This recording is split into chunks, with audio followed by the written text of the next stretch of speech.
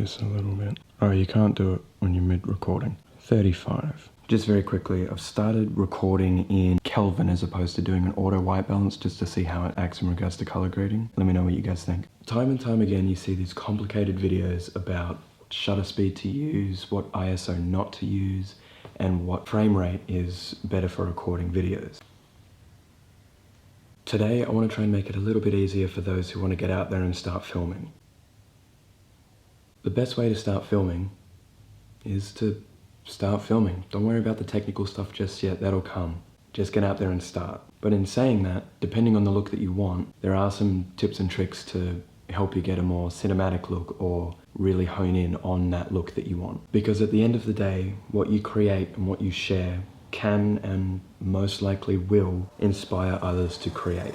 Which is why I'd love to show you this. We're getting now,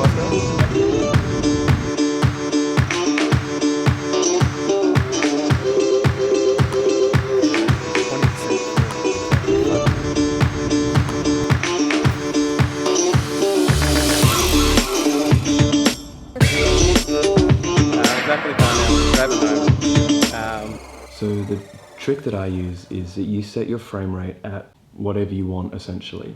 For example, I've got mine set at 24 frames a second. Generally what that means is it's a little bit more of a cinematic look. Every time you see movement or anything like that, you're not seeing it fluidly throughout the entire shot. Some things seem a little bit blended together. Kind of like how if you were to look at your hand and wave it in front of your face, you're not going to see every little detail of that. Everything's going to kind of blend together a little bit. And that's essentially what cinema cameras or cinematographers will use when making a movie. They will use generally 24 frames a second. So that's what I've personally stuck with, 24 frames. So essentially, once you figure out what frame rate you want to go with, the rest kind of falls into place. So if you're wanting a cinematic look, depending on your frame rate, your shutter speed will be double whatever that is. So in this instance with 24 frames a second, the closest shutter speed that we can get is going to be 1/50th of a second. So basically the shutter speed is complementing the frames per second. The other difference is going to be your ISO. The ISO is essentially how sensitive the camera is to light. So the higher the ISO, the more light you're going to essentially see. I generally like to have, or at least this camera, it's the Canon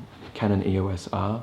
Its ISO range goes all the way up to 256 something. I've found that the sweet spot for this camera is about 400 ISO. What I've got it at the moment is about 1600. So that's already 4 times what it would normally be. I found that that's still giving me a pretty decent range in regards to my ISO with not introducing a lot of noise, but basically because my room doesn't have the best lighting at the moment, that is going to change. So when recording video, I'll never really push my camera past 1600 unless I really have to, if it's like a nighttime shot or something like that. So essentially, once you figure out one of these, whether it's frames per second, the shutter speed, or the ISO, the rest, as I was saying, kind of just falls into place, which is really good.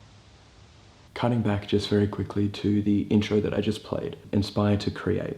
That's essentially what I've found when making videos or editing my photos or taking photos. Every time that you put something up, whether it's something that you're doing intentionally or unintentionally, someone sees that, someone sees what you have created and what you've shared, and it inspires them to then create. Not necessarily because it's good or presentable. In some instances, I haven't really been the happiest with the photos that I've put up or the videos that I've put up, but it's something that's done. It's something that I have created and that I've gotten to a point where I feel like I can share it. Right? Like a little chair or something. That sharing process of what you've created and then putting it out there into the world is what creates that inspiration to create, which is why my intro is Inspire to Create. So now that we've learned a little bit about how to determine what to use in regards to recording, I forgot to record an outro sequence. So now that we've learned about how we can figure out which settings to use for our camera, get out there and start recording. I'd love to see what you guys can come up with. Let me know in the comments below. Anyway, this is a shorter one today. Thank you so much for watching. Hope you enjoyed the new intro. That intro is going to be on most videos. It might also have a little bit of variation each time, and I might even change it down the road. This is the first intro that I've really made. I hope you enjoyed it. Hope you enjoyed the video. Hope you learned a little bit as well. And I'll catch you guys in the next one. Peace.